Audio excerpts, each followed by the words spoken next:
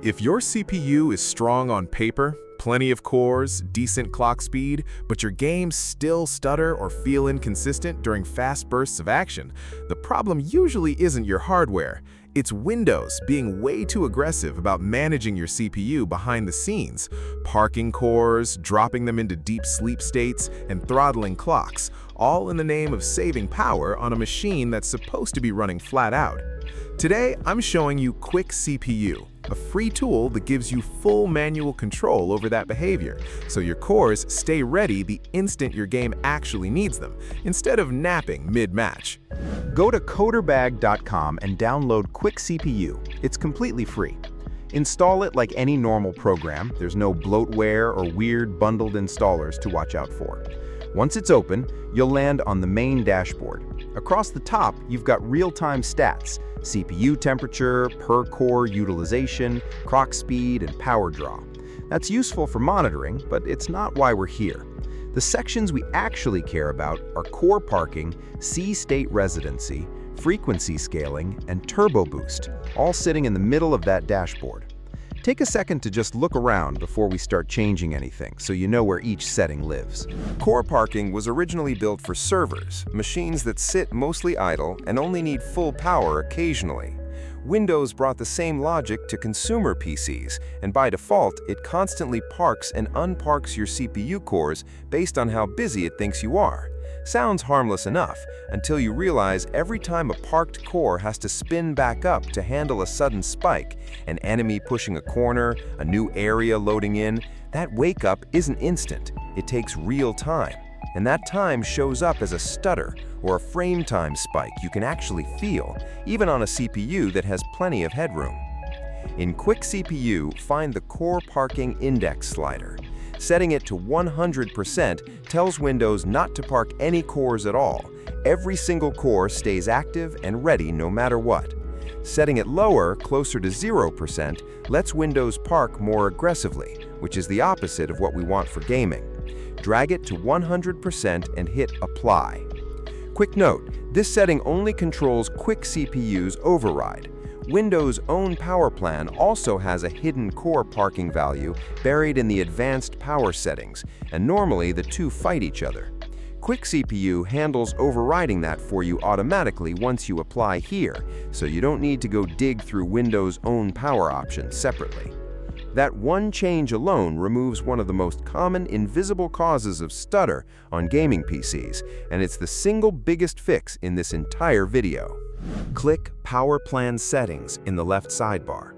This screen is basically a full editor for every hidden value inside your Windows power plan, organized into subgroups: battery, display, energy saver, graphics settings, and so on. First thing, up in the top right, confirm the Choose Power Plan dropdown is set to whichever plan you actually game on, Ultimate Performance or High Performance. Every value you change here only applies to the plan selected in that dropdown. Scroll down to the Processor Power Management subgroup. This is the one that actually affects in-game responsiveness, and there are three settings worth touching. Minimum Processor State. Set this to 100% for the AC plugged-in column.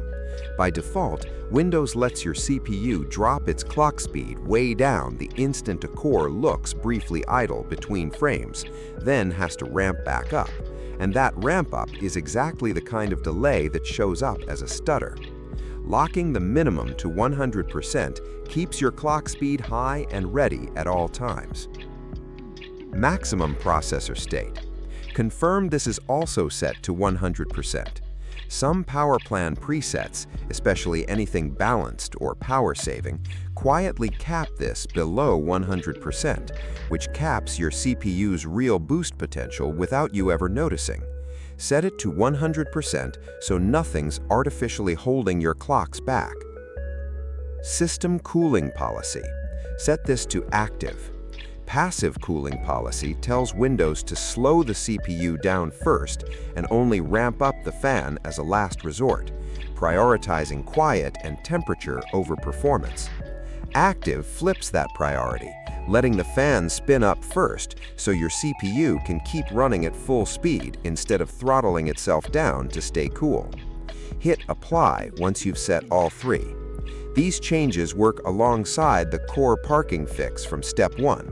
Together, they stop Windows from pulling your CPU's performance down in any direction, whether that's parking cores or just quietly underclocking them. Back on the main dashboard, you'll see these as sliders, not simple on-off switches. So this is about where you set them, not just whether they're enabled. Some systems have turbo boost running well below its real potential without you ever noticing, especially on pre-built PCs or laptops with conservative default power profiles. Drag the turbo boost slider up to 100%. That controls how aggressively your CPU is allowed to push into boost clocks under load. And at anything less than 100%, you're leaving performance on the table for no reason while gaming. Same idea with the frequency scaling slider. Drag that to 100% as well. This is your CPU's minimum guaranteed clock speed. At a lower percentage, your CPU is allowed to idle down between frames and then has to ramp back up. And that ramp up is exactly the kind of delay that shows up as a stutter. Setting it to 100% keeps your clock speed high and ready at all times, so there's no lag waiting for your CPU to spin back up. If you're on a modern Intel chip with a mix of performance cores and efficiency cores, this step is specifically for you. If you're not on a hybrid CPU, skip ahead. It won't apply to your system. Windows Scheduler doesn't always get this right, and it can send your actual game thread onto a weaker E core by mistake, while a P core sits underused nearby. You'll notice this as random, unexplained frame time spikes that don't seem tied to anything happening on screen. In QuickCPU, find the heterogeneous policy setting and set it to 4. This tells the system to prioritize your performance cores first when unparking, so your game actually lands on your fastest silicon instead of getting shuffled onto an efficiency core built for background tasks, not gaming. Last thing, and this matters more than people think. Without this step, you'd have to manually reapply these settings every time you reboot, which nobody actually does consistently. Use the Power Plan Management section to tie this whole profile directly to your high-performance power plan. Once that's synced, every time you're on that plan, these settings are already active in the background. No retoggling required, no remembering to open the app before you launch a game. Before you close this out, it's worth a 30-second sanity check. Open QuickCPU's real-time monitor while you're in a game and watch the core count and C-state indicators. You should see all your cores staying active instead of a chunk of them sitting parked, and you should see your CPU spending almost all its time in C0 instead of dipping into deeper states. If you see that, everything applied correctly. That's the full QuickCPU setup for gaming. Fixing core parking so no cores sit idle, tightening C-state residency so wake-up latency disappears, confirming turbo boost and frequency scaling so your clocks aren't quietly capped, the hybrid CPU P-core priority fix if you're on a modern Intel chip, and binding everything to your power plan so it all just runs in the background without you thinking about it again. Let me know in the comments what CPU you're running, especially if you're on a hybrid Intel chip, and whether you actually noticed a difference in stutter or responsiveness after applying these.